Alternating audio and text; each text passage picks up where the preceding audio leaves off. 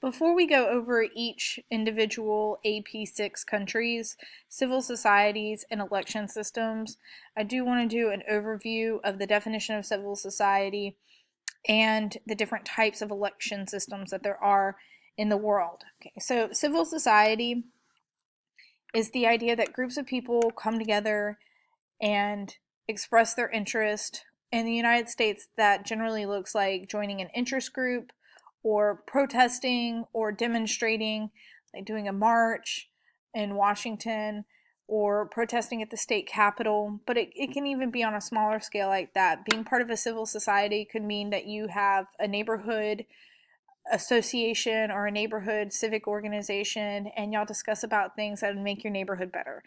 Right, so having a lot of civil societies is pretty indicative of having a liberal democracy.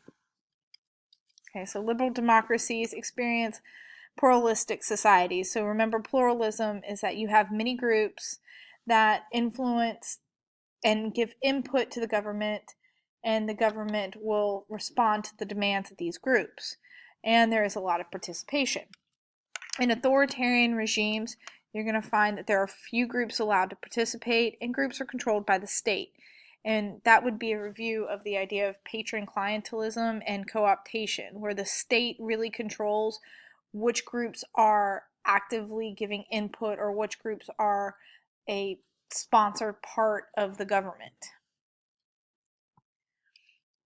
All right, election systems. It's important to know the different types of election systems as well in order to be able to compare our AP6 countries.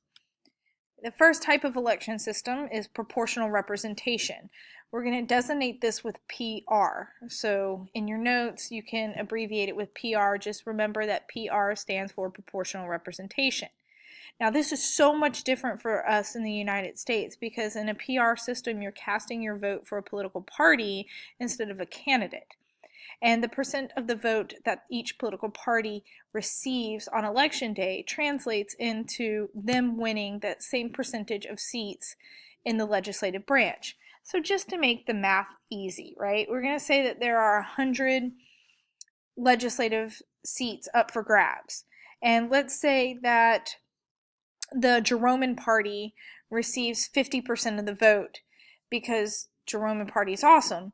Then the Geromin party is going to receive 50 seats in the legislative branch. All right, let's say that the second popular party in the system is the road truck party, and the road truck party receives 30% of the vote. Then road truck party would get 30 seats in the legislative branch. Let's say the third popular party in the system is the Hogan system, or the Hogan party, and Hogan receives 10% of the vote. The Hogan party would get 10 seats, so on and so forth. Okay, in a PR system, you have a rule called threshold. Sometimes parties have to receive a certain percent of the votes in order to earn a seat. So if you want a seat, you need to at least receive, say, 7% of the vote. You have to be somewhat popular. You can't be some weird, obscure third party or fourth or fifth party, but you have to at least pass a certain threshold of popularity to even get a seat to begin with. Then we have what we have in the United States, first past the post, FPTP, plurality. So voters select a candidate for office, and the person who wins a plurality of the vote wins the seat. So you don't have to get 50%. You just have to get the most. And that would be indicated like here. First past the post is named after horse races where the horse that won was the one that was the first to cross or pass the post. And then the rest of them, even though they're close, they're not, they're right behind him, they get nothing. In a proportional representation, those who come in second and third and fourth would get something, some kind of seat. Okay, and then you have runoff elections, and this is an election in which two candidates who receive the most votes in the first round then go on to compete in a second round. So you go from having multiple candidates, say maybe 3, 4, 5, and you take the two most popular, and then you have a second election between just those two candidates. So you make sure that whoever wins has at least 51% of the vote. So the runoff is also known as the majority system, and you will see it referred to as both. So we're going to see our countries have PR, first past the post, and majority systems. All right, single member districts is also something that we do in the United States, where we divide voters into districts. So y'all been looking at the different House races. Each House of Representatives member is assigned a district. So each district is given one representative in the legislative branch. Something a little bit different, something that they're actually voting on whether or not they want to adopt this in Maine this year, is the preference system. This is an election system that allows you to rank your candidates. Right here is an example of the AV system, or alternative vote system, where your first pick is John Doe. But if John Doe doesn't win, my second pick would be A. Jones. If A. Jones doesn't win, my third pick would be C. Carter. If C. Carter doesn't win, the fourth person I'd like to see win would be J. Smith.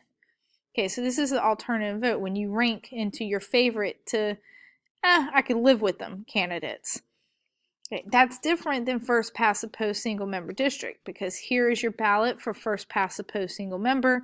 You only get one opportunity to vote for one person, and John Doe would be the one that you would pick.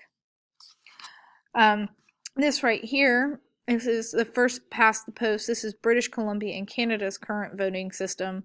So you see that the people are divided into districts, and they may only select one person to represent their district, and the person who has a plurality of support in that district is the one that wins. And it's not always the person that has a majority of support. And you have multi-member districts where more than one candidate is selected in a district. So that would be like having picking in each district two people to represent you as opposed to just one. And then you have the great hybrid systems. Those are the ones that combine the proportional representation and the first past the post. So the legislative branch has two separate groups of seats, and half of them are earned through proportional representation vote, and the other half are won through single member district first past the post. So sorry, I didn't mean to go to China yet. So to break that down, okay, so Mexico does something of a multi-member district in their Senate, so wait for that and listen for that. Russia does a hybrid system where they split their Duma, or the legislative branch, into half, and half of the seats are won through proportional representation, and half of the seats are won through first past the post. I'm going back to the next slide. Iran does runoff elections. Okay, so as an example, they'll do a first round election, and then they'll do a second round to make sure that the president is selected by a majority. All right, that is the introduction to the different types of election systems and civil society.